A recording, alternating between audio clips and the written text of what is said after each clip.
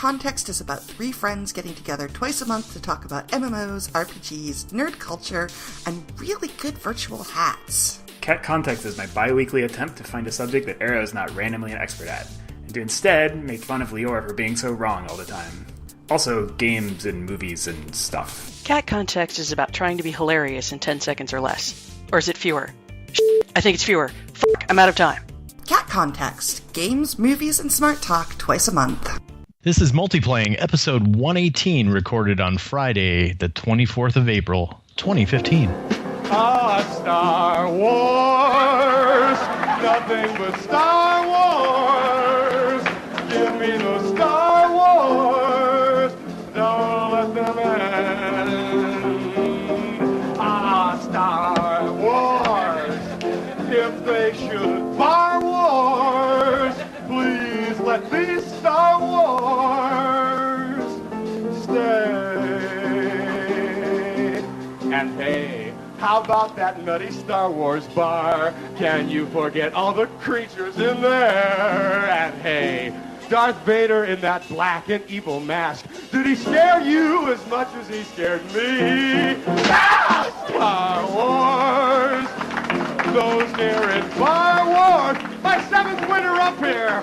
Star Wars! So how are we going to manage this? Because tonight we have with us Steve. Yeah? And I'm not referring to myself. Oh, pat yourself on the back, though. We got you. We booked you. Okay.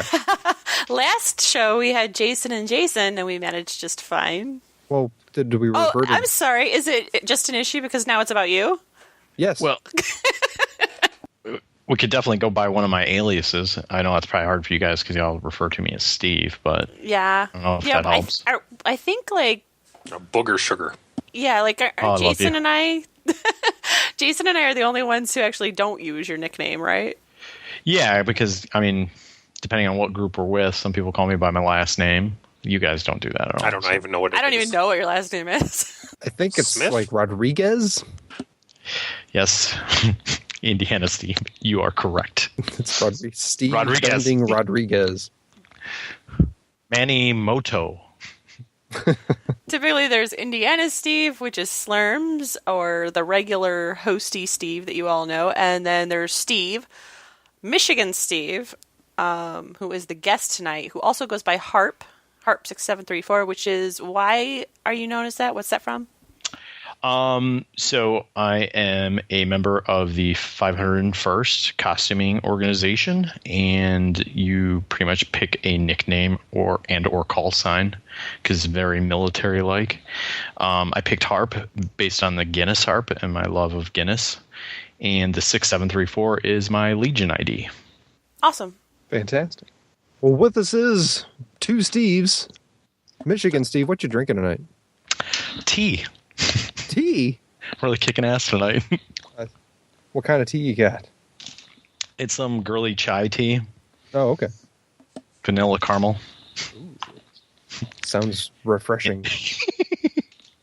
We also have podcast usuals, Jason. Yeah, hello. What you got in your cup? I'm a cup of Coors. They make a tea. Very light. How long do you Refreshing. see that? It's the tall tea can. Can you shotgun that? You could. You can shotgun anything. I don't recommend it. Don't even need a reason. No, I shotgunned a Pepsi once, and that wasn't fun. Shotgun Did you? this tea kettle. Why would you do that? I don't know. I just wanted to see. I don't know. I was bored one day. My nose is on fire. Yeah, I burped a ton. So much carbonation. We also have Shannon. We always do. Do we? What you drinking? Chardonnay. Chardonnay. It's a really cheap, shitty Chardonnay. It's not like a good, classy Chardonnay, though, so I fit in. You, how long did it take you in the wine cellar to pick it up? It was the next box. My wine rack is actually in my kitchen. I do have one of those winerators though. The refrigerator. Yeah, I do have one. The wine isn't in there long enough to really Warren plugging it in. I was going to make a comment that you do have it's a pretty decent sized wine rack. It's like a floor standing wine rack, but I don't think I've ever seen more than 1 or 2 bottles in it. It's actually about half full right now. Oh, is it? Okay. Yeah, but it'll be empty by the time you get here. It'll be through a couple of rotations. That's like by the 3 time- weeks from now. Yeah. Yeah. Yes, sir. Okay. All right. Intervention at the end of the podcast. We'll move on to topics of discussion. But I think because of Steve, a.k.a. Harp, being on this episode, which is not your first multiplaying. You have been here in the past. This is the triumphant return of Harp. We are probably, given recent events, going to mostly be talking about Star Wars. And I say probably, it should probably just... It's a certainty, because I went through the docket and all the notes that were there are currently gone, and it just says Star Wars Celebration like about 20 times. Because Steve went to Star Wars Celebration. I did. That's true. You did. Was it a good time? It was. Every celebration is a little bit different, so I was fortunate enough to attend now 5 of these. Wow. So, yeah, everyone's a little bit different. Well, I got to ask you first, was that your first time in California? No. Okay. No, So because I want to say the Celebration 4 was in LA. Oh, okay. Yep. Which this was head and shoulders better than the LA show. This is technically number 6? This is 7. This is 7, okay. For the domestic celebration, this is number 7. But Okay. they, for whatever reason, they They don't decided number the Europe, right? no. So there's been 2 Europes, I want to say, and they just announced the 3rd one. A little It's jumping in ahead London, a little bit. right? London, yes. Oh. Something British. But okay. That's why you're all on the T now. I get it. Oh, yeah. You're getting prepped. Yeah. Are you going to London? No, Oh, more than come likely on. not. It's just a little too close, time wise, to try and pull that off. Okay. Thought you meant location. I'm like, wow, didn't know you were moving. So yeah, Star Wars Celebration. Okay, what was highlights, lowlights? Were there any lowlights first? So before we even got on the plane, we were getting emails that from Celebration, which is giving instructions about the super excellent good time panel that JJ and KK, Kathleen Kennedy, were going to be hosting right out of the gate, the very first programming for the show, which was going to be Thursday morning. So a couple days in advance, they sent out emails to everyone and pretty much tweets and everything, pretty much a mass net to let them know that, okay, here are the instructions for lining up for this event, which they advised everyone that starting at 6 p.m. Pacific time, people could start lining up in the queue hall within the convention center. So the stress began already. The idea is like, oh, great, 6 p.m. the night before, we have to get in line to get into this thing. Wow. What the thing is there, to give a little bit of insight, the Anaheim Convention Center has a somewhat mid-size arena attached to it. I would put it on par with maybe the size of a college type of arena, maybe even a small minor league hockey team might have. So when I did my research on it, it looked like it could hold up to about 7,000 people. Mm-hmm. So, but then the other news is that they planned on simulcasting this throughout the entire convention center. So if you could find a room with a monitor, you could pretty much watch this panel. Gotcha. So my intention was, okay, well, I'm not going to stay in line all night. My intention was, if I get up early enough and get down there, perhaps I can get in the second best room, which was going to be the digital stage. Mm-hmm. The digital stage was obviously where they were going to be showing all the 3D presentations of Phantom Menace, Attack of Clones, and Revenge of the Sith. Not to mention a big portion of all the other panels where they were going to do projections and showing trailers and whatnot. So that had the best sound and best picture as far as any type of video presentation. Right. So, So if you couldn't be there in person, that's the best place to go. Yeah, because I mean, the rumor was floating around in advance of this that they were going to show another trailer or teaser. So the idea was we need to get into one of the rooms to see these. Flash forward to Wednesday, we get into town. I'll spare you all the ugly details of traveling, but that was an adventure in itself. So a lot of lack of sleep and stress getting in there. And then once you get to the convention center, the Anaheim Convention Center is really awesome how it's set up, because it has try and imagine this. So the convention center is at the end of like a cul-de-sac. And on two sides, you have these two major hotel chains, which are the Hilton and the Marriott. And they line this kind of central boardwalk that runs down the center. And the boardwalk has this row of palm trees. And the really cool thing that they did during that, which really surprised me, is during the event, they lined up a bunch of food trucks. Oh, nice. Which was really surprising, which you would think that would be in direct competition with the concessions at the convention center, but apparently they were handling all the overflow, and there was plenty of overflow. So we get there about mid-afternoon. We make our way to the convention center to go pick up some odds and ends and just basically try to do some recon of the convention center to get ourselves familiar with the area.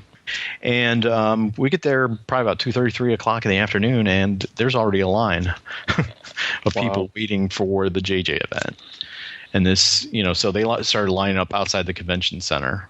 Yeah, you had to know whatever hour they said people were going to line up at least 4 hours before that. People were there all night. Yeah. That's what they were referring to, like JJ bought them pizza and stuff, right? Right. So the people that stayed up throughout the night, the story was with that, apparently they ran into a pizzeria like about 10 or 15 minutes before they were going to close and ordered about 300 pizzas. Oh, my God. Imagine being on that shift. It's a dick move. Hopefully they tipped well. I would hope so. So my intention was to get in there. Like I said, I got up pretty early, got into line at the convention center about 4:45 in the morning, and pretty much found it looked like a refugee camp down there, because it was in this like lower level of the convention center, and it was just this hall with a concrete floor. I see, I'm showing your picture here for those joining us live. Sorry, audio listeners, but yeah, it's like this taped piece of paper that just says digital stage that's like right on the floor, like real fancy. Yeah, on chalk, and they wrote on the floor in chalk, shoot 8, I think it was, or shoot 3. So they line you up pretty much like cattle. They put in all these aluminum poles and stuff like that to kind of cordon off the individual lanes. Like Festivus poles. Yeah, exactly. So the funny thing is that the strength. People would periodically knock these over, and it became a rallying call throughout the entire convention. Any time somebody would knock those over, the entire crowd would lose their mind and start screaming. So it was kind of this cool thing throughout the weekend where it's like, oh, feed the savages type of thing. So, but I'm sorry, go ahead. So you got there at 4:45, and you waited how long before you discovered that you weren't actually going to see the digital stage? Well, they had come in periodically, and they were saying, hey, at pretty much 7 o'clock in the morning, they're going to come around and start putting wristbands on. Once they start putting wristbands on, you can leave the room, but you're going to get in the back of the line. So you need to find your place in line. Do not leave the hall. You can, because there were places, and within this hall, they had concessions open all night, and there were restrooms available. That's cool. So you could stay in that area, but if you left to go out to get coffee or anything else, because they ran out of coffee pretty quickly in that at those concession stands. Was it like Airplane when they said we run out of coffee and everyone starts beating each other? Oh, stewardess, I know jive. No, I mean the good thing was everybody was really in good spirits when I got down there. Everybody was either crashed out sleeping, or they were playing. They were watching numerous Star Wars films, playing games and whatnot. So it was really kind of a cool atmosphere. But I made the decision, I saw that the one chute that was wide open was the digital stage. So I was like, okay, I'm just going to go ahead right up to the front of this line and get into it, because I assumed at that point that they had capped the line. Yeah. So shortly after they started putting wristbands on, they came to the front of the line. They're like, listen, we're not, the celebration stage was the main stage that they were going to have the JJ panel on. They're like, we're not at capacity for this event. So if you want to get in on this stage, you can get on that stage. Holy crap. And that's where I started talking to some of the. Did you squeal like a girl or just start crying right away? The tears come later. Okay. No, and then I was debating with one of the crew members. I'm like, well, I'm really thinking maybe I just go to the digital stage. He's like, listen to me. You want to be in this room. He goes, you do not want to miss this. You want to be in that room. So many blowjobs happening. Midgets and They're strippers. gonna bang a cow. You gotta see this. Most fucking amazing thing I've ever seen in my life. Well, I'm going That's what I in call once. It's a bad robot. Star Wars gets really weird. JJ takes on a whole new meaning. Double up. So you get wristbands to go in the main stage? Yeah, so that was a surprising thing. So we did it, and then it again. So you spend the rest of the time as just cattle. And the fun thing was the people watching. As the crew tried to explain to everybody again, hey, if you leave this room, you are going to be pushed back to the end of the line. You'll have to find your place back to your. Okay, I have to pause you. I know you have the smallest bladder in the history of the human race. How did you not leave the room? Well, here's Did the bathroom secret. breaks not count? I don't. Well, in those type of events, I avoid fluid intake. So I didn't have any coffee. Didn't Which is really good for a Seriously costumer. dehydrated. Yeah. Yeah, it's not too bad. It wasn't like I needed an IV. I was at the end of seeing the Care Bears, but other than that, it was great. No, so my girlfriend Julie attended with me, and she ended up joining me in line before they start putting the wristbands on. So once she got into line, I was able to kind of go use the restroom and try to get some. So they let people do cutsies? Yeah, because once they say, hey, if somebody can vouch for you in line, you can get out. As long as you stayed in that main As hall. long as you got a voucher. Yeah. Could you validate parking for me? Thanks. So, fast forward a little bit. The funny thing is watching everybody come in, and their eyes just kind of, widen once they see the entire mass of people that are in there, and then watching the same people trying to cut through to their group. And, that was pretty funny. And then there was all kinds of press in there. So there was a group next to me that they brought like 3 kids. They were all probably under the age of 10. So you had pretty much every news outlet there, and from local LA or Anaheim news station to Japanese press that were all interviewing the same 2 people, which was the first woman in line, and then this family who had a bunch of kids. So it was pretty cool to kind of be pretty close to that and watch that stuff go down. But the other thing, some really insightful questions, but yeah. Yeah, who's your favorite character? Yeah, exactly. The whole man on the street like stuff. Star Wars? I love the Enterprise. That's a snort count 1. Yes. So you get to go into the main stage. Yeah, so the thing is that, being a Star Wars fan, you're used to being in line. It's just part of the Yeah. It's part of fandom is being in line, so you kind of get used to it. But this was a kind of a different thing, the way they were corralling people and whatnot. It took forever. I was starting to stress out to the point where I'm like, are they going to get everybody into the room? Because, it was just such a cluster. Because the other thing is this hall where we're lined up is the hall furthest away from the arena. So it's at the clear other end of the convention center. You're just thinking of all the stuff that can go wrong between you and there. Yeah. You're inducing like the self-inflicted panic mode. Okay. I would be too at that point, but yeah. Well, because the other thing is that, in addition to the emails that went out a couple days before, is the announcement that they were going to be streaming Celebration. Yeah, I watched all weekend. It was awesome. Was it? That's my question to you guys. Oh, it was Content. so. We'll get to that. Yeah, Okay. because actually, once you got into the room, showing the picture where you got into the room, there were people using Periscope, which is an app where you can stream from your phone.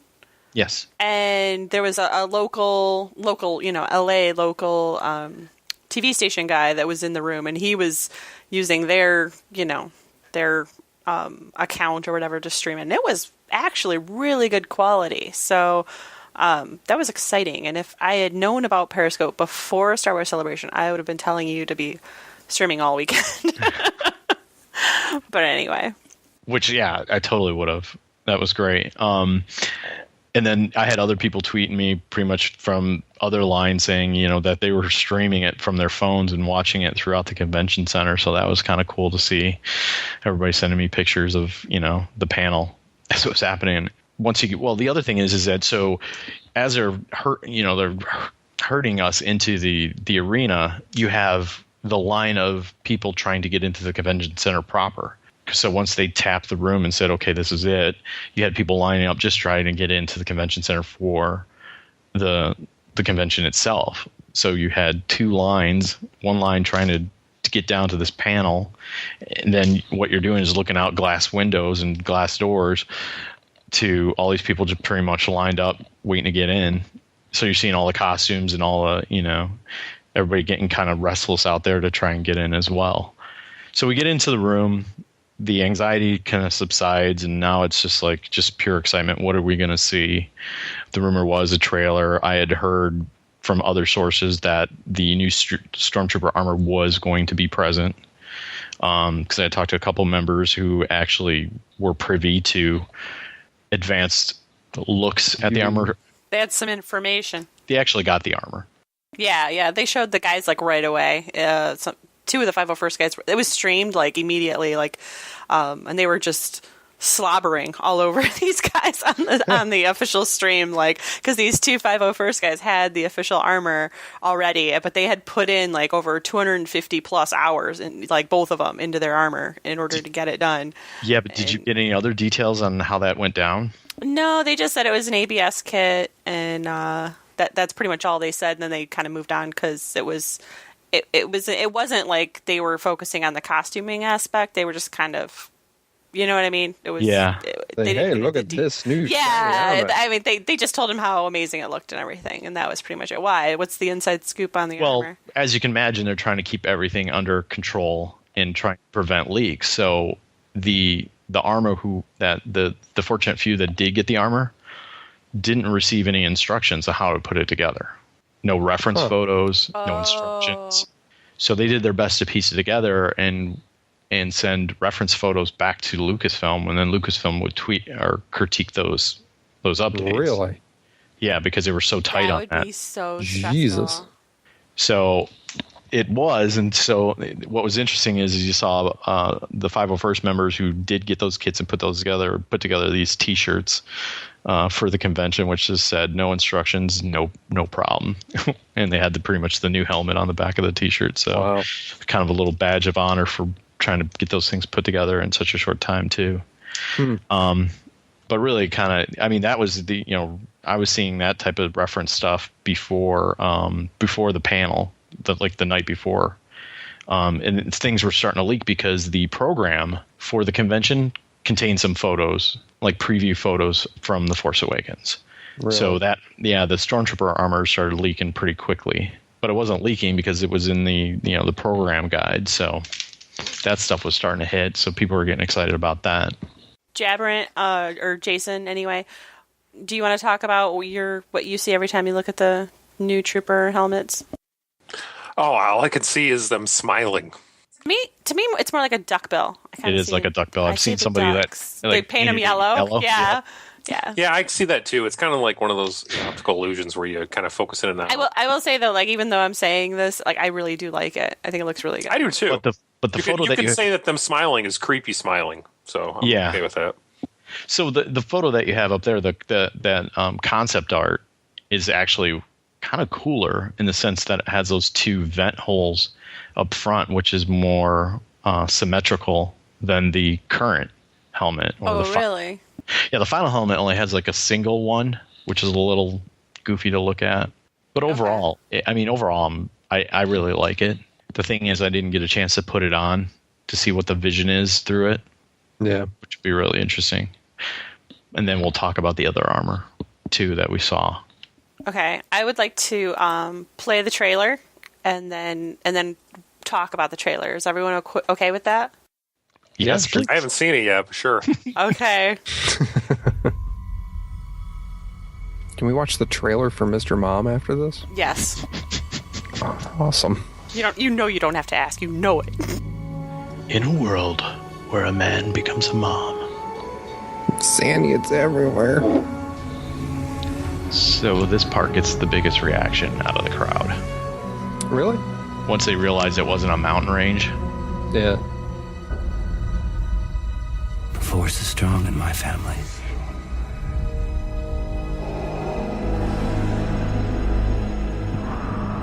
My father has it. Hey, this apple looks like Darth Vader. I have it. Your mother's vibrator. My sister has it.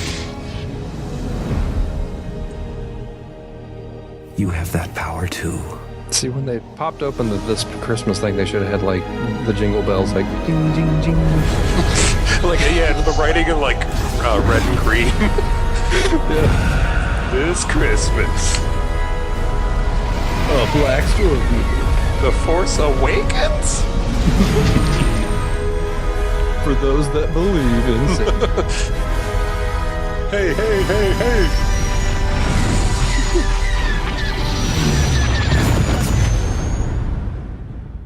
Chewie, we're home. Did the Star Destroyer got a bigger reaction than Han?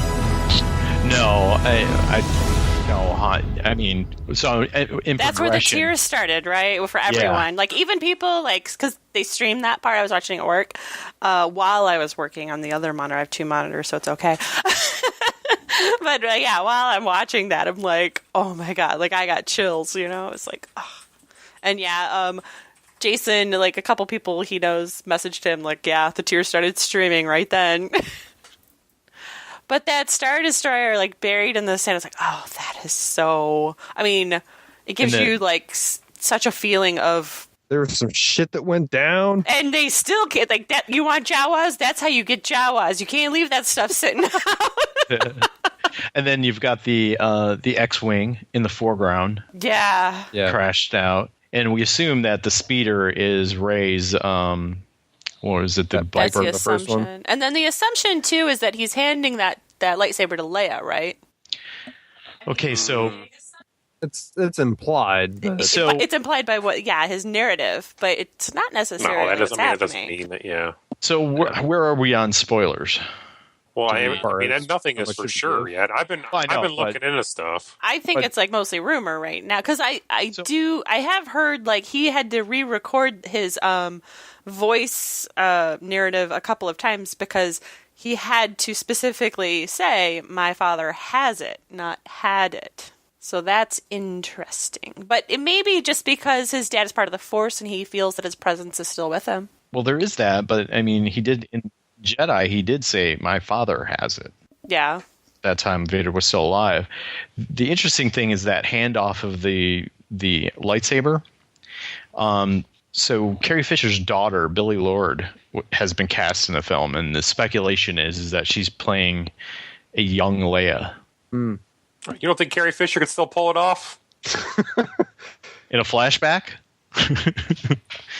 We have more Vaseline for this line? in the slave suit. Okay, guys, it's been 30 years. Let's No, but if they're trying to portray her as young, I'm just saying that's, you're gonna have.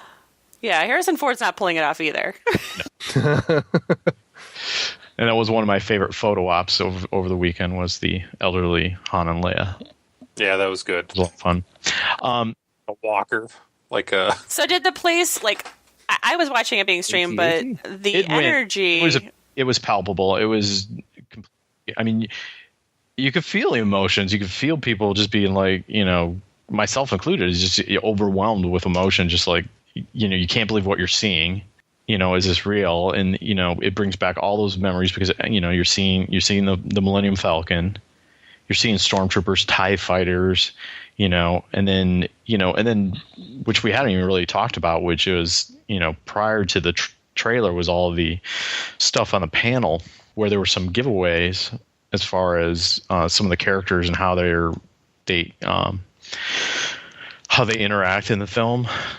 and then some other reveals, and the fact that what we assume this planet was, this desert planet, being Tatooine.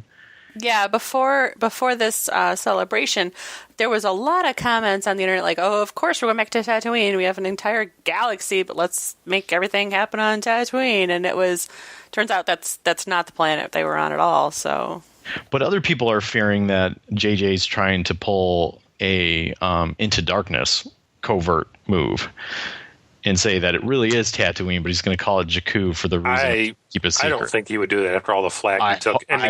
I would get up there in front of everybody, yeah. I would hope he didn't, but there is some of that out there going. Let me ask, it wouldn't have been funny if right when the trailer ended, like everybody's so in it, just like one person went, "That sucked," just really loud. There was a dude pretty close to me that got pretty loud. I was actually listening back to audio at work today, or watching a YouTube recap of the panel, and one dude screamed pretty much midway through the panel, "Just show us a taser!" Just screamed it, which got a pretty big reaction out of the crowd, at least where we were up in the nosebleeds. But no, I mean, you get that whole room when that trailer went down.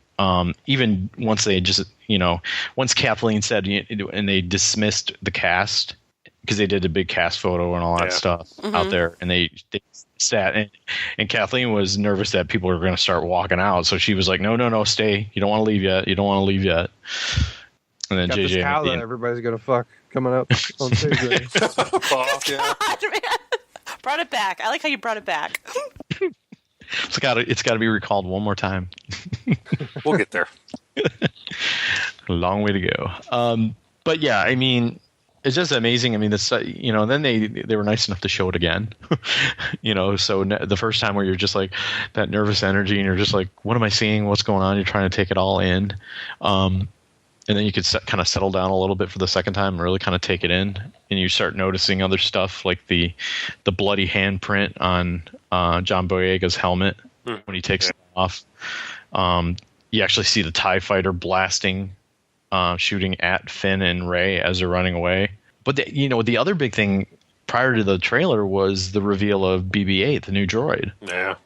I love they put him out on stage and he just rolled across like there was no track or anything. Like it's a practical effect, and it's so awesome. So we have friends that were watching from the R2 builders room, and when I kind of caught up with them later in the day, they said the R2 builders room went like ape shit, just lost it when they saw BB. We gotta build one of those. And there's a guy that built a mini one, and it's kind of cool on YouTube. You can make your own. It's like it'll fit on your desk. It's just a tiny little thing. You can do it yourself. I'll link the thing later. Sweet. Yeah. Anyway, go ahead. And then the rumor is there's going to be a toy out by Christmas. I think they pretty much said that they hope to get one out. Yeah. That'll be a scaled version of it, and a price point about $150 with that technology. Because apparently there's a company in Anaheim called Sphero that Disney invested a bunch of money into to get that technology. Yeah. Because that's the other thing, is a bunch of gyros and magnets and other things that kind of keep that head floating. I don't get, though, how they fit sandwiches in there. I guess they get hungry, right? And keep them cold. I'm going to link in our show notes, but I'm also going to put it in the Twitch stream now, and I have it on the screen coming up now. Polygon did a thing. Making your own BB-8 droid is surprisingly easy, and there's actually a YouTube for how this guy did it. But it's a very, very tiny one, but it's pretty cool. Like little paper? Huh? The paper craft? No. It's little metal, balls with magnets in them, and yeah. Oh, he even painted it just like it. What? I want one. Make it. All the instructions are right there. I'm pretty sure. I'm sure. I didn't look. By at it. Christmas, you will have many opportunities to give Disney money for one. Done and done. I loved when he came out. Just the detail in the little dome with the lights. Yeah, that was awesome. I can't wait to slip on my ass on one of those that I leave in the hallway. Yeah. God, the crowd went nuts. Yeah, it was great how the Slurms, when you slip on it, can you tell the kids, I BB-8 this? I want you to remember that when you're in pain. Yeah, I will. First thing on my mind. But that was the thing that kind of blew me away when he came out, because I know Mark Hamill had come out several months before and said, no, that thing it was practical. It was on set. But I remember seeing that and kind of like, really? I didn't really believe it. Yeah. Mm-mm. But to see it like that and just interacting with R2 and those two not getting along, that was great. That's cute. You know next they have thing's gonna great get- makeup sex, though. Oh, fuck yeah. Get Chopper in there, and that's a great three-way. Good God. Really angry. They all just kill each other. It's like it's a Shooting droid sparks cockfight up at each that other's point. butts. Yeah. And then poor Kenny Baker, he's like, how the hell am I supposed to get in this thing? He had a good Anyway, wish I had been there. So after the- this panel, were you just emotionally just like on cloud 9 and ready to do everything at once? Or were you just like exhausted? Well, yeah, the other thing is just trying to get out of that arena was a little tricky also. But That's why. Did you take your iPad and just sit back and watch everything you saw like 29 more times before you had to leave? no, well, the other thing too was, so I took the iPad, but the Wi-Fi for the convention center was something like $80 some a day or something. Oh my God, are you serious? Yeah, so needless to say, I ate up a lot of data on the phone. Wow. But the other thing too was great is the arena dumps into this kind of common area where everybody just kind of congregated right after it. So I was lucky enough. I picked up a hand recorder before I went out there, and that was the other kind of chaotic thing. Is I brought the recorder with me in the morning because my plan was to come out of there and see if I can't get like instant reactions from just man on the street type of thing. Yeah. Yeah. But brilliant me forgot to put the batteries in. Oh my God. And I left them back at the hotel room. Like, well, there goes that idea. But I was fortunate enough to have the other couple that went with us on the trip were able to get to me and get me the batteries. So it was just me kind of trying in the few hours that we had of downtime is trying to kind of get the recorder all queued up. I really ran out of time. I really didn't have time to kind of get that thing prepped before we left for the trip. So I believe I recorded some things, but I still haven't even figured out how to go back and play back and listen. So I'm hoping I got like a handful of them, but I was just grabbing random people, and it was great. Everybody was really just uber excited and just over the moon. I was about to say, did you think you got some good conversations with people?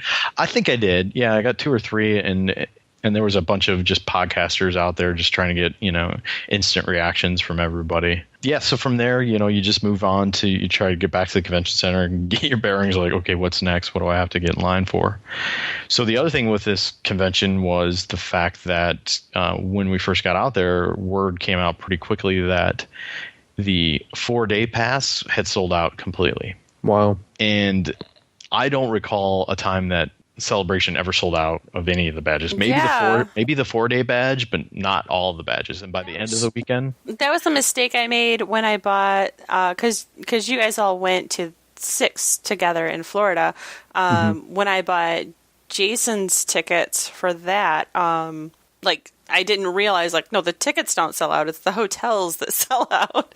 And so, yeah, that was my newbie mistake. I bought the tickets right away rather than a hotel. But anyway. yeah, which is really tricky. So, yeah, but the nightmare is they announced this convention so far back, August of 2013, that even trying to jump on a hotel, you go reach into your wallet and use a credit card, and you realize, okay, I don't have a credit card. I don't have a credit card that expires after the event. Right, so yeah. I had to go use a company card and just, You lost your job, but, it was worth it. So, yeah, I got that going for me. So that $80 Wi-Fi was no problem. Yeah, there you go. Got hacked into $80 that. Wi-Fi. That's insanely gouging. Oh, my God. Yeah, it's just, and you go out there with the expectation, okay, you're out on the West Coast, everything is going to be 2 to 3 times more expensive. So you prep yourself for that. But then you're also in a resort town, and the Starbucks, the day before the convention is charging, $4 for a cup of coffee, and then it's $6 the day of the convention. You're like, oh, okay. It gets kind of crazy out there. So we did our best to kind of pack a bunch of food to take with us to the convention center, so we weren't eating the crappy, fast food stuff that much. Overpriced fast food. Yeah, exactly. Are there any, you're a big fan of Rebels? Anything of note you Well, Like to that's the other share thing. So your experience? I'm sure that's I'm trying to avoid spoilers as much as possible, but they released the trailer. I don't know if you guys have seen the trailer for season 2 of Rebels. Yep. Some big characters coming back who survived the Clone Wars. Yeah. Yep. I did see that. Am I yeah. clear to talk about it? I mean, that's a trailer, I think. It's in a trailer, so I think it's okay to talk about it. So Rex is... Yeah. So Rex and a handful of the other clones are still alive, and they look like backup singers for Kenny Rogers. They're his literal roasters.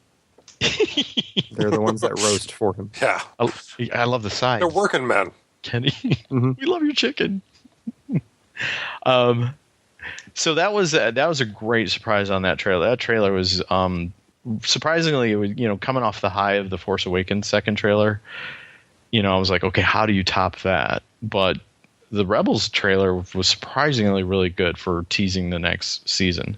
The other thing too, which was on the convention floor at the Hasbro booth, was artwork by Dave Filoni, who's the supervising director of the Clone Wars and Rebels. That's all well and good, but you kind of passed over the fact that at the Rebels panel, you met Sam Witwer. You got your picture with him, yeah. Yeah, we're pretty sure you did. Me and Sammy, Sammy. He prefers Samuel. For those that don't know, Sam Witwer. So as far as the Star Wars circles go, Star Killer from the Force Unleashed games, and he also voiced Darth Maul. Yep. And I believe Clone Wars, yeah. Yes, and it was announced that he will be voicing Palpatine in the Rebels. Ooh. He was also he was in the sci-fi show. Was it Being Human? Being Human. He was also on Battlestar Galactica. He was also in Smallville. He was also in an episode of Always Sunny in Philadelphia that I noticed. Really? Yeah. Yeah? Yeah, he had like a really small scene. I've watched it so many times. He was working out in a gym, and they were trying to invite him to their hot guy party. With Danny DeVito? No, it was with the three of them, and they had written on these they made these invitations that were supposed to be like arms flexing, but they just look like big dicks. They're giving them to dudes. I don't know if Sam Witwer would appreciate the fact that I have his picture up. They kind of one guy realized, because Sam Witwer's like really into it. Yeah, I'll be there, and the one guy's like, I don't think he gets it, and Sam Witwer goes, oh, I get it, like right away. I have to watch this. This is what happens when I watch through Always Sunny like 6 times. Yeah, so I ran up, kind of snagged a photo. It felt kind of douchey, but I'm like... Yeah, he was being pleasant, but yeah. He was being polite is the look that I'm getting. Oh, another fan. But so he also did this other thing. I know I'm kind of jumping all over the spot, but they did this audio adventure. They did one at the previous convention. I don't know if you guys remember that. Yeah, we went to the one. Did you guys go to that? Yeah, didn't we actually see that one twice? Wasn't it a... No, you're thinking the Star Wars in 60 Minutes thing. Oh, yeah, you're right. Yeah. Oh, I wish that was there. The guy it wasn't? No. Oh, or the guy wow. that does the one-man Star Wars. Something Rose. But what's the audio adventure thing? So what they did is if you remember back in the day, I think NPR used to run it. They used to do an audio drama of the Star Wars saga. Oh, which wow. and you would have returning cast members. So Billy D. Williams, Mark Hamill returned as their roles as Lando and Luke. And they had other members. Check this out. John Lithgow played Yoda. Oh, wow. Yeah. So it was Brian Daley was the guy who directed these audio dramas or audio adventures. So Kyle Newman, who is the director of Fanboys, was a big fan of that, and he wanted to create that type of content for Celebration. So they did it last year, and it was kind of a surprise hit. It was one of these things that it went up against Closing Ceremonies at the last celebration, not this past one, but I think it was 6. And I missed out on it, but I kept hearing raving reviews about it and actually listened to the audio on the way back. So what it is they produce, it's fan fiction of a Han Solo adventure. And one of the hosts of the digital stage, David Collins, does the voice of Han Solo. And they get various other celebrities to kind of come in and voice either established characters or new characters. And Sam Witwer actually voiced a bounty hunter that was trying to get the upper hand on Han and sell him for the bounty to Jabba the Hutt. So they had that adventure. Then essentially what this was is they had another one this year. It was a kind of a continuation. So I made sure I definitely went to that one. And that was a lot of fun. And that'll be available probably later this summer as something you can download for free. Or it'll be available on StarWars.com. So if you get a chance, check that out. It'll be called Smuggler's Bounty. And the previous one, I want to say, was Smuggler's Gambit. You can just tell me like when I can download it, and then I'll download it. I'll send you the link. You can find it on StarWars.com. Oh, it's already available? The first one is. Oh, okay. Which is Smuggler's Gambit. So check it out. I am looking through your photos here, and I see here that you were inside the R2 Builders Room, and you're next to a BB-8. Was that not a functioning one? Not a functional one. That's just a static prop one. That's essentially a little clear disc that can be pulled around. Gotcha. But pretty accurate representation. I see here you got a chocolate-covered banana. Way out of context. Was it delicious? How did that slip into my feed? So crunchy and delicious. Opened me up to whole new worlds. Yeah, that was from Disneyland. I saw that. I was like, oof, gross. So, other exciting things. So the other thing which you had to deal with all weekend was just the sheer volume of attendance was trying to get in there. Oh, I thought you were going to say the AT-AT t-shirts. Oh, yeah, the new replacement official con shirt, huh? Did you like that? I loved that, but it's like such an inside joke. Yeah.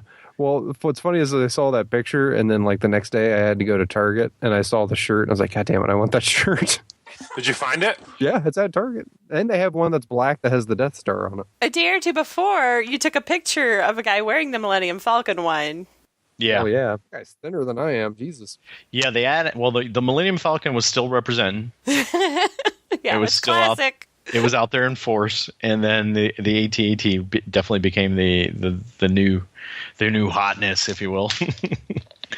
Target's like, God damn, we're selling 1 million of these Millennium Falcon shirts. What other stuff can we throw on this shit?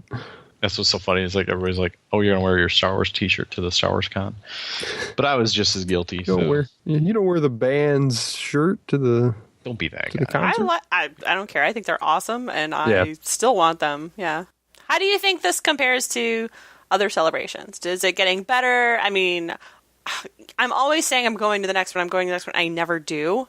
Mm-hmm. Do you think I missed my window and now it's just going to be bonkers? I'm nervous about this because the way this one, I think this was on par with a San Diego Comic-Con as far as attendance volume. Okay, you were there, but I'm watching it from home on TV, while I'm streaming it through, the internet to my TV, streaming it at work. Which was awesome that they did that. The upgraded coverage from when you guys went to 6 to this one is just, it was mind-blowing how much they incorporated like current ways to share things. It was fantastic. Right. And I think that's going to be really good for the, just for celebration in general, because my student assistant, he's like, hey, did you know about this celebration thing? I'm like, yes. And so we started talking Star Wars then. But yeah, it was great. People that didn't even know there was a Star Wars celebration now were watching it. Which is great because, that's the often, when I'm telling people I'm going to be going on vacation, they're asking me what I'm doing. And they're like, well, what do you do at a Star Wars convention for 4 days? And I'm like, what don't you do? There's so much stuff to do. I was kind of curious. Was there could you get any sense of feedback from people who were annoyed that it was being streamed? Because, I mean, they went. That was a discussion point. The bigger thing with that, I don't think it was the issue that it was being streamed. I think the fact that they announced it only a few days before the event. So some people kind of felt like they could have stayed home and saved their money. I would not have felt that way. I still would rather have been there. Because if you attend, I mean, there is benefits of being there in person that cannot be copied via video. There were feeds. people outside the convention getting pictures with George Lucas because he was just walking around. Oh, that guy. Yeah, that was really him. Oh, was it not really him? I think he's out there slumming. It was really him. But that's like cool because it just this is not actually put on by in the past it hasn't been actually the original ones anyway weren't put on by George Lucas. This was started as a Star Wars fandom, right? Yes, the very first one was ran by Dan Madsen, who was the former head of the Star Wars fan club at the time. And he partnered with Anthony Daniels to try and get this kind of celebration thing going in advance of Episode 1. And our mutual friend Brooke attended that one, which is now infamously known as Mudstock, because it rained in Denver, Colorado. And it was like torrential downpours for like 3 days, which just does not happen. Yeah, in an area where that never happens. It was awesome. You get like a 10-minute rain shower every afternoon, but that's it. And it just kind of rolls in, rolls out. But this was like 3 days of solid rain. So it becomes like this badge of honor that you survived that event. And imagine what this is. This is an old Air Force base. So it's completely open, wide open concrete, and they just put up tents. It wasn't a convention center, where you had indoor, you could be outside of the element. No, there were people that had brought in like tons of collectibles that were really, really unhappy because their product was getting ruined. Yeah. So I would say that having any type of down issue about the convention, it was just the sheer attendance. And it got worse with each consecutive day. So by Saturday it was... So... I mean, you guys remember that you could just pretty much walk into an event within like a half an hour. Last year or the last convention? Yeah. Yeah, totally. You never really had a problem. You could get there. Pretty much what you'd want to do is a 30-minute to 45-minute window to try and get to something. Mm-hmm. Because some things would fill up and so what I was trying to do is at least a 2-hour window for some of the bigger things. But a lot of things just got capped within 2 hours. Right. I remember stuff getting capped out in back when it was in Indy. Yeah. And like some of the like higher attendance stuff would get to the point where you would see a line and it was like, well, this is going to be full for the next 6 hours. So if you aren't already in line, there's no way that you are going to see this today. So come early tomorrow. Sort of thing. But down in Orlando, it wasn't so much that. I mean, hell, there was even that one with the Clone Wars panel with Dave Filoni that I left like at the beginning of it and came back like 20, 30 minutes into it.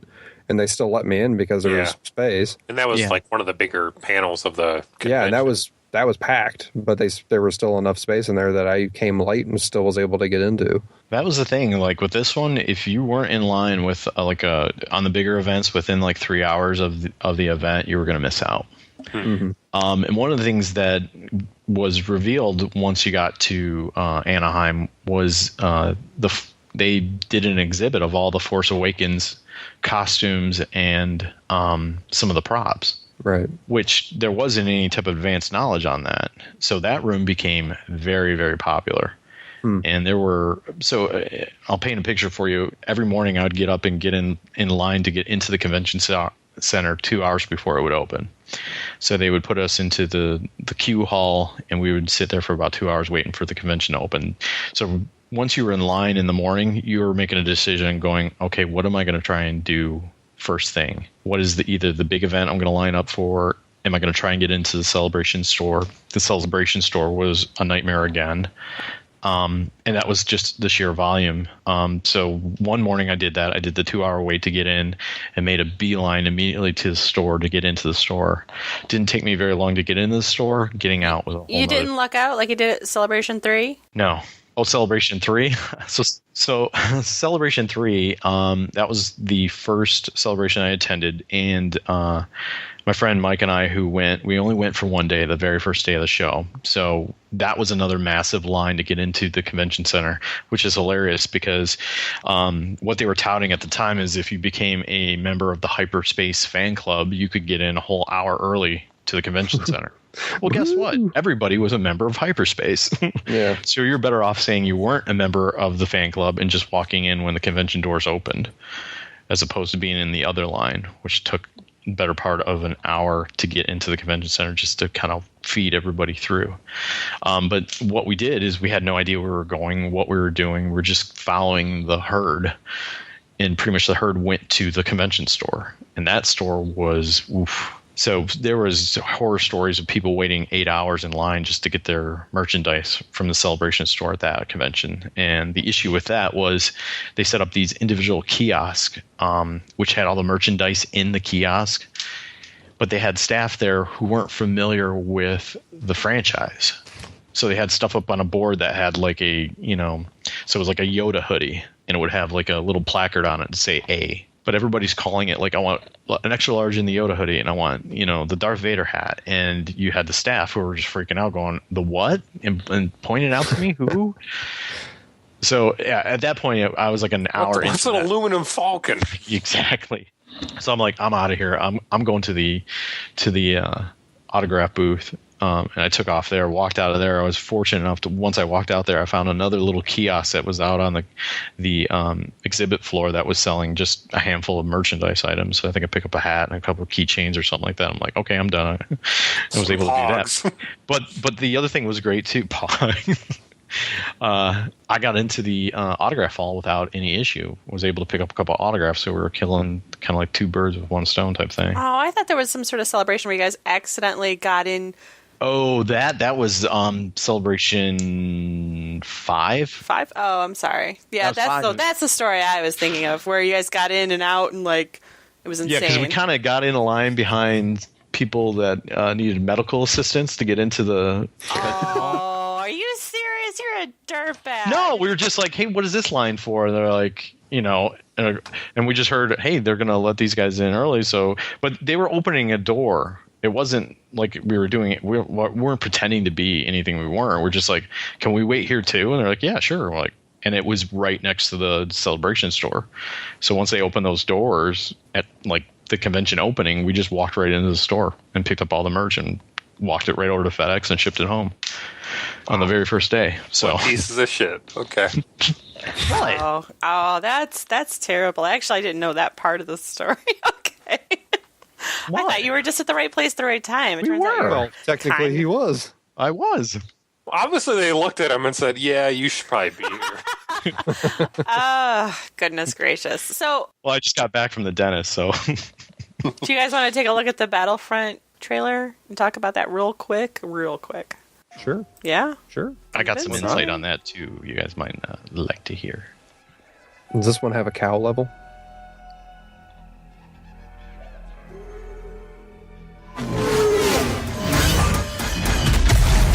Stop! Come on, push up! Stormtroopers incoming!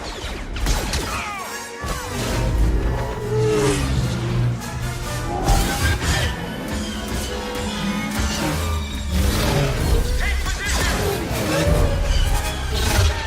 Lead it right! Let's go! Pushing them back! In-game footage seems so misrepresentative for like what this is.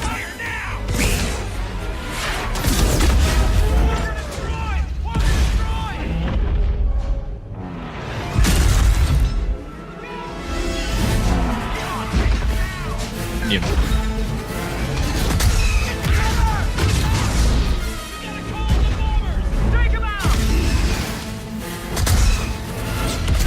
Y-wings inbound. That's it!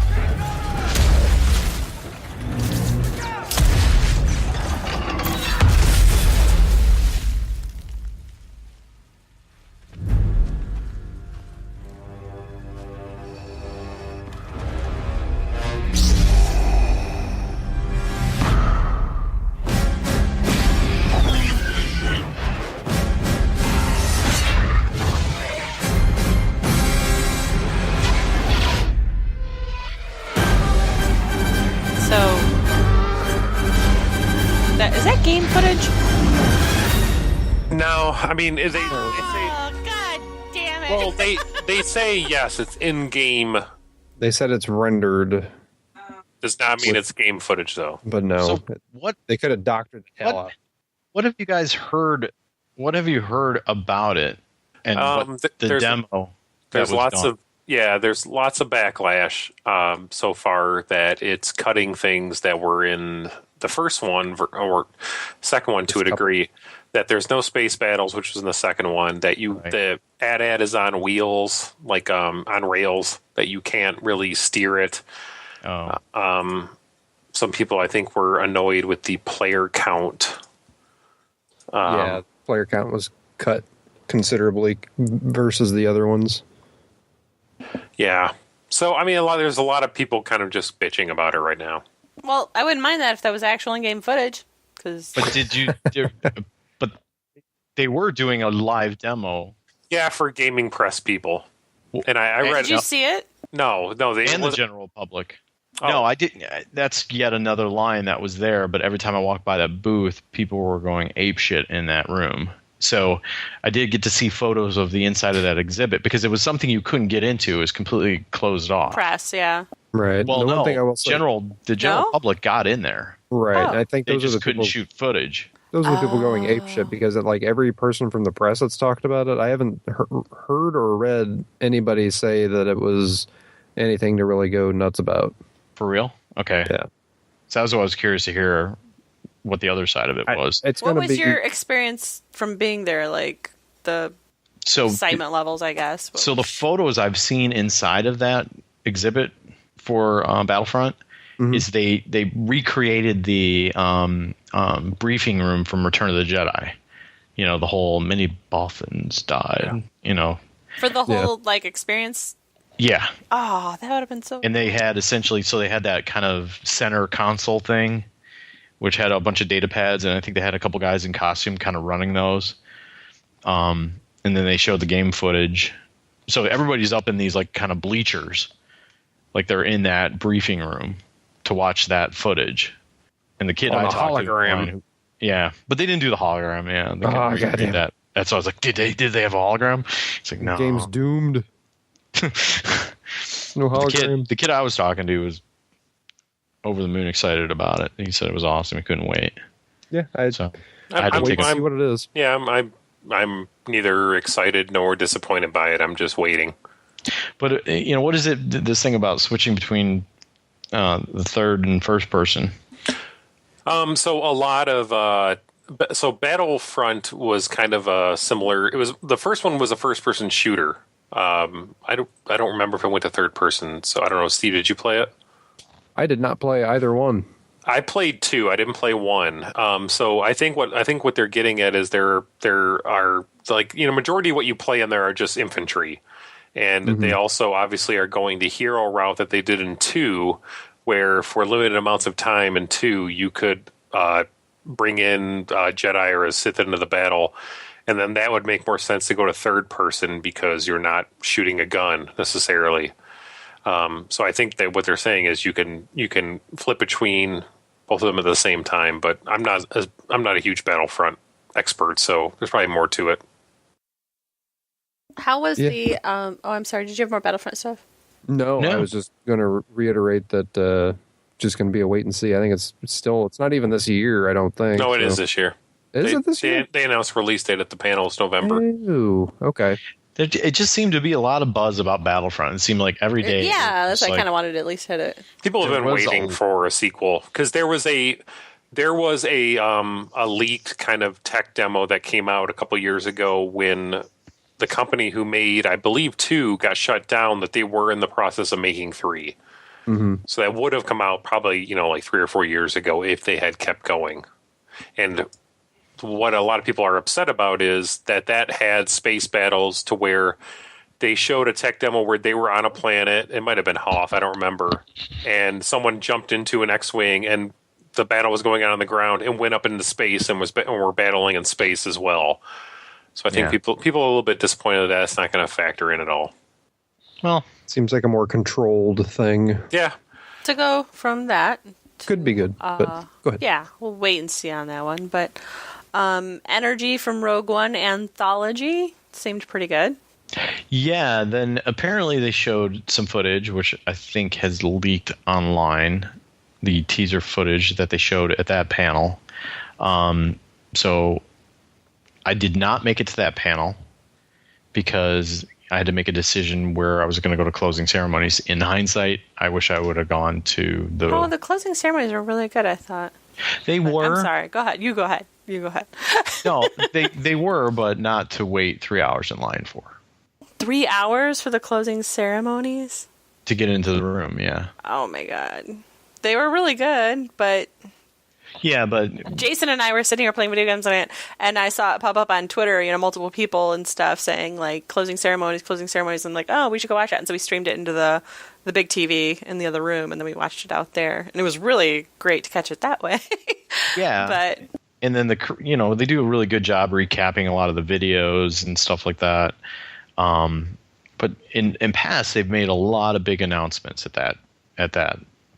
that portion of the show, which is what they did. They teased the next celebration, which will be Celebration London. I would have been more excited if they would have let me know when the next U.S. or North American one was, though. Which seems to be the thing. So at the last one, in hindsight, what's so funny is what was going on behind the scenes that they couldn't talk about yet, which was the sale to Disney and all the new films and stuff like that. Yeah.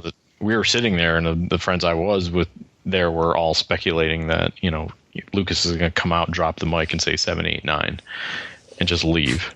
Like he's really just going to do that and drop the mic. How cool would that be? It would be. Not his style though. Yeah. He would like gently place it on the ground. Yeah. Thank you. Shit. 7, 8, 9. Can I put this down here? Is somebody going to come pick this up?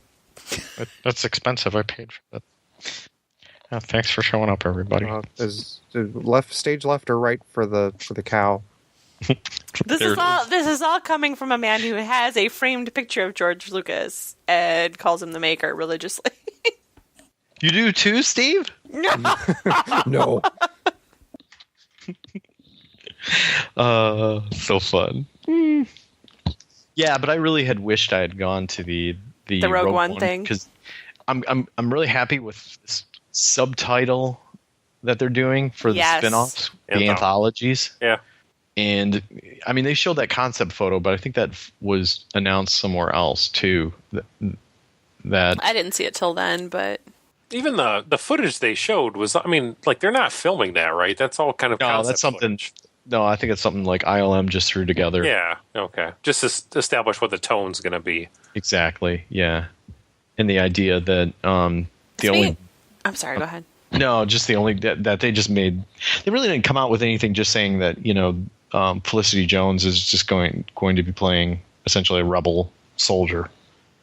Speaking of the concept stuff, I really liked how they they showed a good face to the fans of Clone Wars and how the concept was to continue that had they been allowed to continue that, and that was done very well. So I did attend one panel, which they did a 4-story arc of an unfinished episode of the Clones, where there was a previous episode with the Bad Batchers, which were the clones that didn't come out right.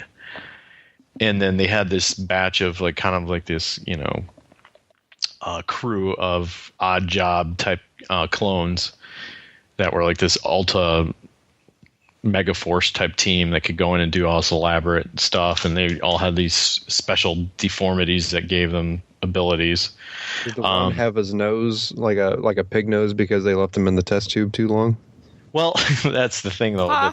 The animation wasn't done to the point where you could get a lot of that detail. But the action was there where you're like, oh, this would have been a great episode. And they actually did a little nod to, in one of the panels, to Time Bandits. If you remember the demon who had all the Time Bandits on that rope and swinging around in a circle like a little carousel. Do you guys remember that movie? God, it's been a long time. Yeah, I know. I remember the movie, but yeah. I was a child. Yeah. Time Bandits, check it out. Should watch that, The Nice Pirates. Yeah. Oh, Ice Pirates. Remember Yes. Ice Pirates? Yes. So yeah, but all the Clone Wars stuff. There was a panel about that Pablo Hidalgo and Dave Filoni did, where they kind of previewed a lot of things that were going to happen on the Clone Wars. And actually, one of the story arcs with Asajj Ventress, she was going to. Well, there's a new book coming out that has a story with her and Quinlan Voss on a little side mission that involves, I think Count Dooku's in that story. But it's something that they're trying to find different homes for all these untold stories. Yeah. And they were planning on using from the expanded universe the Yuuzhan Vong in one of these episodes, which kind of got everybody super excited. And we're going to be like an alien abduction story where they were going to Yuuzhan Vong was going to essentially capture a clone vessel and test and do all these weird experiments on them. Ooh. So they're playing with a bunch of ideas. So a lot of cool stuff there. It was cool to get that nod to the Clone Wars, and it's nice to see that it's got a presence in Rebels. I really like that they've had that panel and allowed them to present it. It seems like Celebration started as a fan thing, and not despite the fact, but over the years they've gained so much legitimacy, like having so many of the stars come into it. Like, it's not just this fan con. It, like, all of the stars from Star Wars come, the directors, the creators, like everyone behind the scenes and the actors and everything. But then and it became a place to like release all of that news and information, from the movies to the video games to the comics to everything.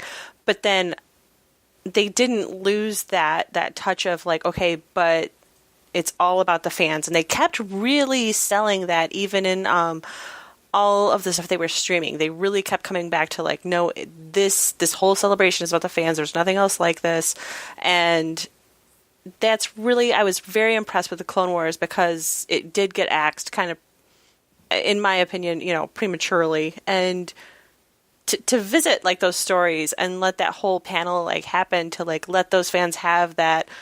Not so much closure, but at least to know that there was more there and like let them have that. I just thought that was fantastic. Yeah, it is great. And Dave Filoni he's awesome as far as a steward for Star Wars. And his story was he was a fan, right? At a Celebration. He attended Celebration in costume as Plo Koon. I want to say it was probably Celebration 3. And the fact, no, it wouldn't have been Celebration 3. It must have been 2. Just before that, right? Because during 3, he had just been hired to start doing Clone Wars. So it had to have been Celebration 2. Yeah. But I also thought, too, for the first one, Kathleen Kennedy did a good job of kind of coming out and acknowledging like that story that she told about George Lucas having lunch with her and kind of saying, I'm thinking of someone taking over, was really kind of humbling. And you could kind of tell that she enjoyed being there. It was a cool to kind of see the direction of who's overseeing it and how. Yeah, because imagine the fact that they're trying to produce a new Star Wars film. There's all this, I don't know if animosity is the right word, towards the prequels. No, there's animosity. You're 100% prequels? right. Yeah. Definitely. Well, I mean, that's the last Star Wars, and then it's all multi-generational depending on what your entry. Now, yeah, because Matt had our son is 10. He did his own little Star Wars marathon, and to the great disgust of me, I was just like horrified by his choices.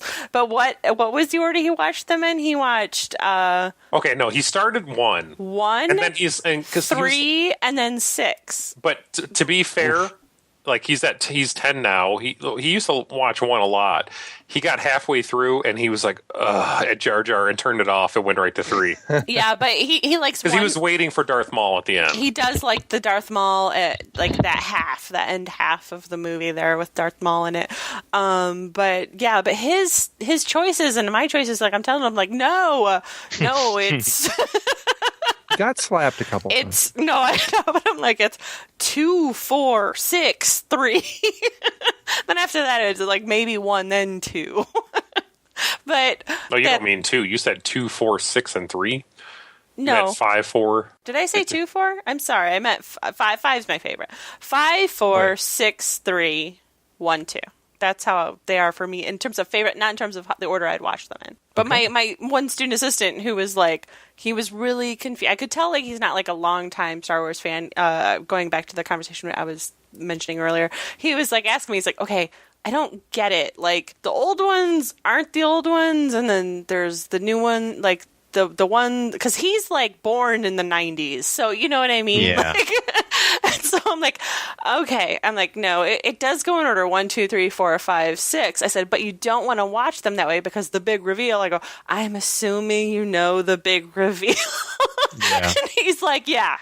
I'm like, okay, but still, the big reveal makes no sense if you watch them in order. The way you're supposed to watch them, I go, think Pulp Fiction, and I'm still referencing something that's really old for him. Yeah. And I'm like, you gotta watch them 4, 5, 6, 1, 2, 3, and just accept the fact that this is now telling the pre-story, and then now, and he's like, okay, so these are the ones happening after the Return of the Jedi, not after the last movies. I go, right. He's like, oh my God.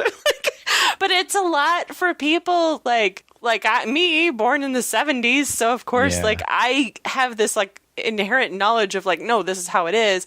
This person born in the 90s, he's just like baffled by what's going on and why they're telling the story this way.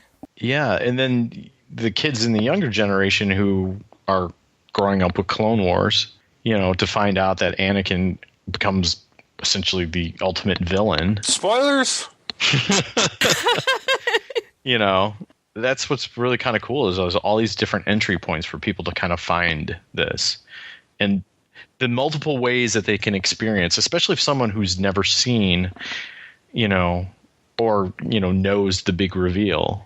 And then, you know, how do you introduce it to them? You know, there's some that say, show them 4, 5, and then have them go back, watch 1, 2, and 3.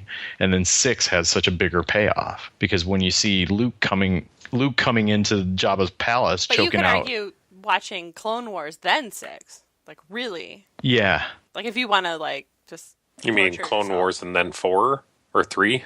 Yeah. See, the trick with Clone Wars, the thing I really love about Rebels in comparison to Clone Wars is it's truly episodic, where Clone Wars was jumping all over the place. You know, that's a good point. So I'm enjoying Rebels so much more than Clone Wars was like a struggle to stay into it. I had a friend who has just kind of recently come back into Star Wars, and he's a massive Star Wars fan, and he was texting me over the weekend about he really likes Rebels, and he was asking me about Clone Wars, and he's like, I'm watching the first season and I'm not getting into it. No, and I was trying to explain to him there are some really great storylines, but I end up kind of like having to say, but it jumps around so randomly that you kind of you almost just need to look up a guide to see the good stuff. Yeah, I mean, that's the unfortunate thing. I mean, the show was so great, and when it got into those later seasons, the animation and what they were doing storytelling-wise. The end was better, yeah. Oh, so the good. The Darth Maul storyline is one of my favorites. Yes, that was great. But yeah. Right.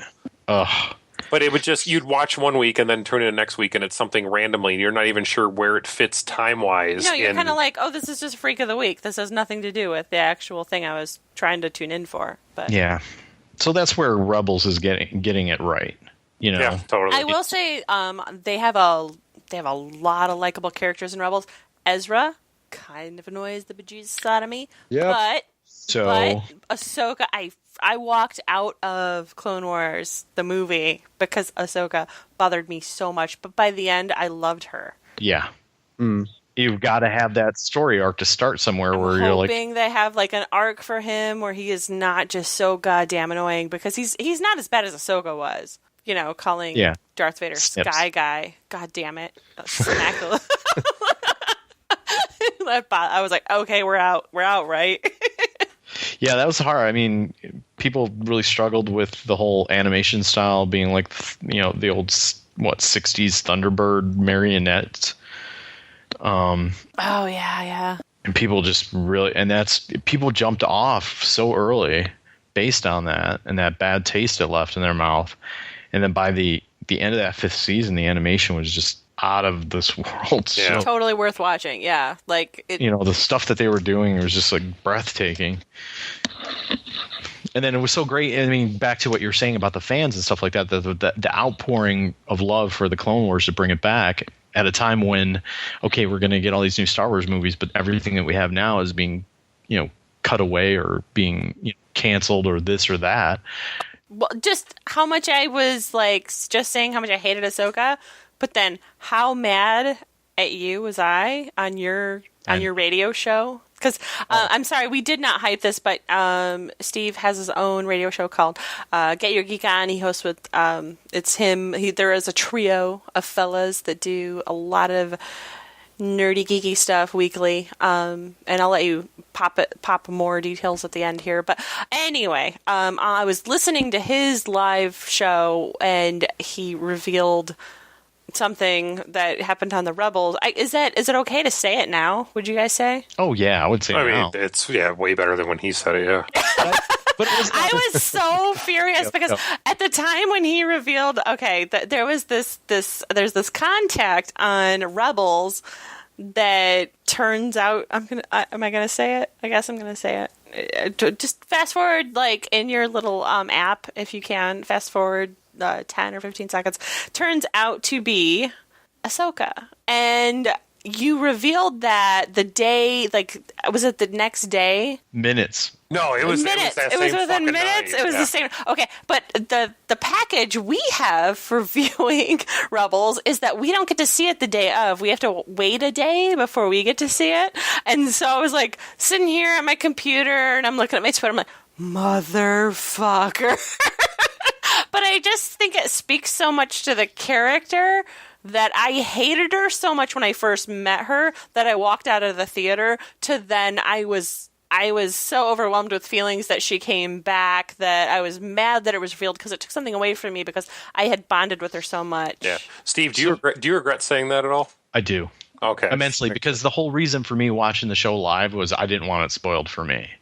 And I did the very thing that I was trying to avoid. So 100%, yeah. Yeah, I'm a douchebag. I know. No, I don't mean to harp on that part of it. It's just like, I mean, Fucking harp, yeah. I see what you did there. Hey, but since we're talking Ahsoka, can we just talk a little bit about the kind of foreshadowing they did at Celebration, which was this illustration of Vader and Ahsoka dueling? Which makes sense, yeah. Which Dave Filoni kind of danced around. He, the great thing is, he was interviewed during the live stream, and I believe I was watching. He kind of said that's a story that makes sense being told. Yeah. Yeah. So the best thing is if you've ever attended any of these celebrations, or if you happen to have seen any of these things, the funny thing is, Dave Filoni has a real soft spot for little kids. So a lot of people use their kids as plants in these panels to get questions asked, because Filoni has a really hard time, saying no to them. So what they did was really interesting at this celebration. On the big stage, they had these best seats in the house, which were up on the stage. I don't know if you guys saw that during any of the coverage. They kept referencing them, yeah. So you were essentially rewarded for getting to an event late. That's what they would do, essentially pull the people from the back of the line and put them up on the front of the stage. I could do that. You would have been great at it. So, but what they did is they had a kid up there just pretty much asking, what happened to, the clones and stuff like that. Who voices Chopper? Yeah, that was the best one. So this little girl, pretty much like 6-7 years old, gets up there and, it's the sweetest little voice, just like, who does the voice of Chopper? And he's, and the whole place goes crazy, laughing, pretty much knowing he's on the spot. So Filoni decides, like, I got one over on you guys. He walks over to the little girl, whispers in her ear.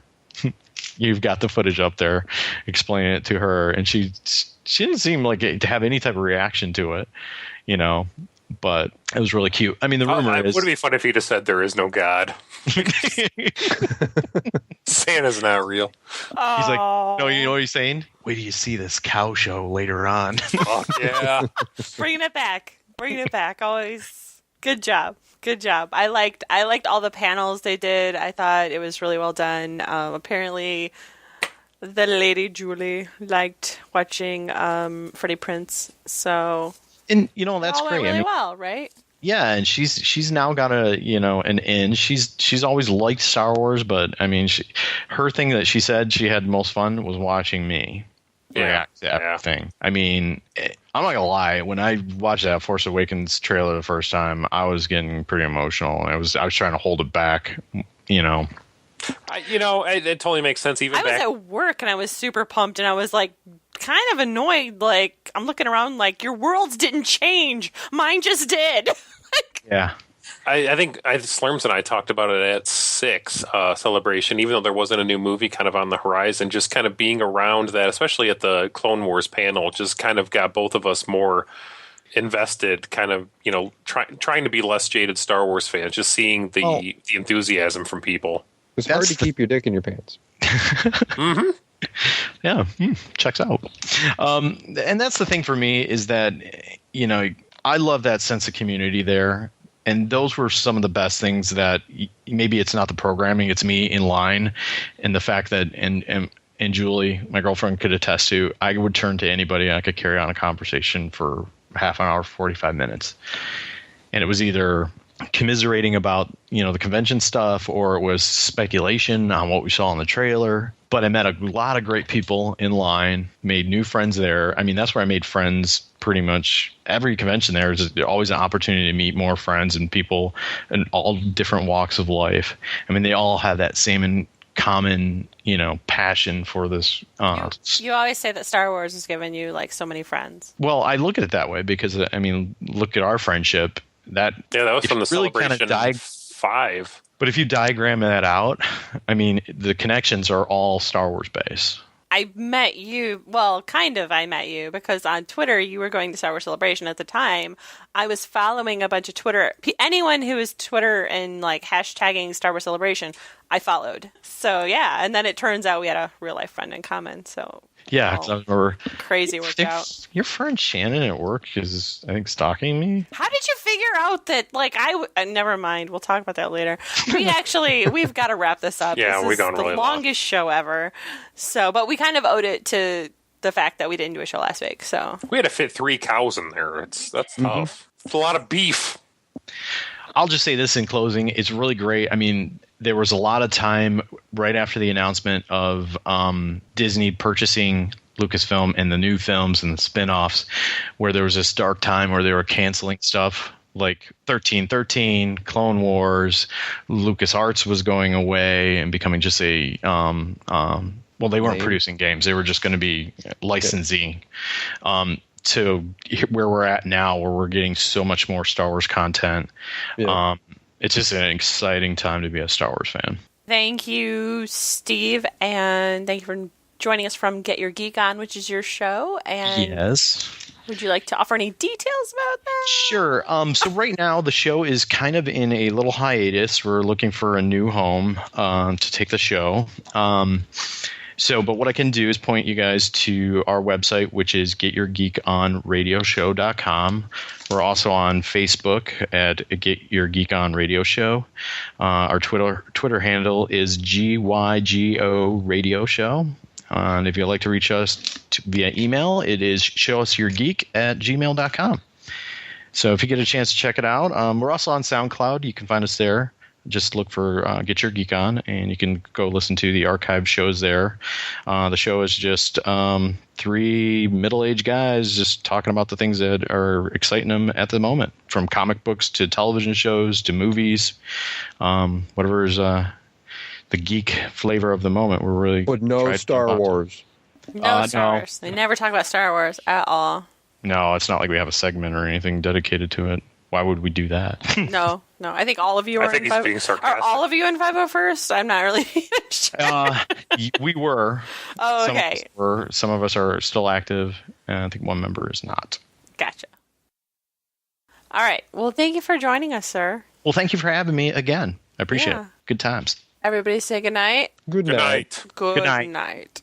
Yeah. Well, gentlemen, no point in hanging around this dump any longer. Wait! Where are you going?